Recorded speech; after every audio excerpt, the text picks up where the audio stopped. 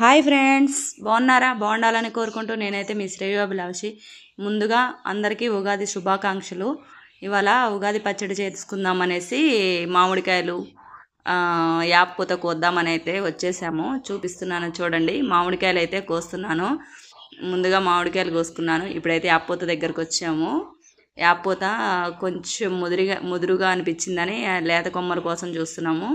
కొంచెం ముదిరిందనేసి కింద వేరేకి వెళ్ళి లేత కొమ్మలు చూసి కోస్తున్నాను. చూడండి, మా ఆయన గారు కోస్తున్నారు. ఫ్రెండ్స్ చూడండి, అలా లేత కొమ్మలు ఏవైతే ఉన్నాయో మళ్ళీ వాటిని మనం ఇంటికి వచ్చిన తర్వాత సపరేట్ చేసుకుందాం అనేసి అయితే కొమ్మలుగానే ఇరుస్తున్నారు. అవి అక్కడ కొయ్యాలంటే ఇబ్బంది కదా, అదిగాక చెట్టు కంపలో ఉంది, అందుకనేసి ఇంటికి వచ్చాక సపరేట్ చేసుకుందాం అనేసి అయితే కోస్తున్నారు. చూడండి ఫ్రెండ్స్, ఇంకా చూపిస్తున్నాను చూడండి. ఎలా పూత అయితే మంచి పూత ఉన్నదే కోసారు.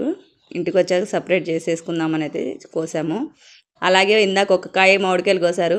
మళ్ళీ పులిహోర కలుపుకుందాం అనేస్తే మామిడికాయ పులిహోర చేసుకుందామంటే మళ్ళీ వెళ్ళి ఇంకొక 2 కాయలు కోసుకురావడానికి అయితే మళ్ళీ వెళ్ళారు. ఫస్టే చెప్పొచ్చు కదా అని అంటున్నారు, కానీ నేనైతే మర్చిపోయా అని చెప్పేస్తే మళ్ళీ వెళ్ళి ఇంకో 2 కాయలు కోసుకొచ్చారు. మామిడికాయలు చెట్టు నిండా చూడండి ఫ్రెండ్స్ ఎలా మామిడికాయలు ఉన్నాయో. ఇవైతే కలెక్టర్ కాయలు అంటారు, ఇంకా తోతాపురి కాయలు అయితే అంటారు వీటిని. ఇప్పుడైతే మనం ముందుగా మనం ప్రిపేర్ చేసుకుంటున్నాం ఇప్పుడు ఉగాది పచ్చడిని. చూడండి ఫ్రెండ్స్, ముందుగా చింతపండు పులుసును అయితే తీసుకున్నాను.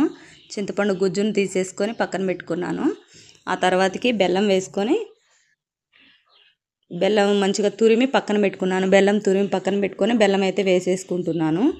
బెల్లం వేసుకున్న తర్వాతకి అది మొత్తం కలిసేలాగా లోపల కరిగేలాగా కలుపుకోవాలి. తర్వాతకి మిరియాల పొడి వేస్తున్నాను. చూడండి, అదిగోండి మిరియాల పొడి వేసేసాక మళ్ళీ ఒకసారి కలుపుకుందాం. మళ్ళీ ఒకసారి కలుపుకొని కొంచెం సాల్ట్ వేసేసుకుందాం. సాల్ట్ అయితే వేసేస్తున్నాను. సాల్ట్ వేసిన తర్వాతకి మళ్ళీ కొంచెం అవి ఇవి అన్నీ మిక్స్ అయ్యేలా కలిపేసుకున్నాను. ఇప్పుడు మామిడికాయ ముక్కలు అయితే వేసేసుకుందాం. యాప్పూత వేయలేదు కదా.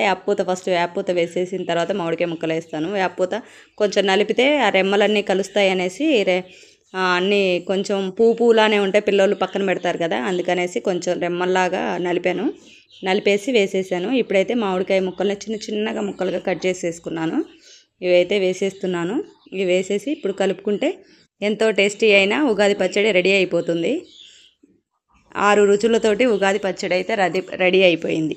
ఇదిగోండి ఫ్రెండ్స్, అందరికీ ఉగాది పండగ శుభాకాంక్షలు. మళ్ళీ ఒకసారి ఎంతో టేస్టీ ఉగాది పచ్చడి రెడీ. ఓకేనా? బాయ్.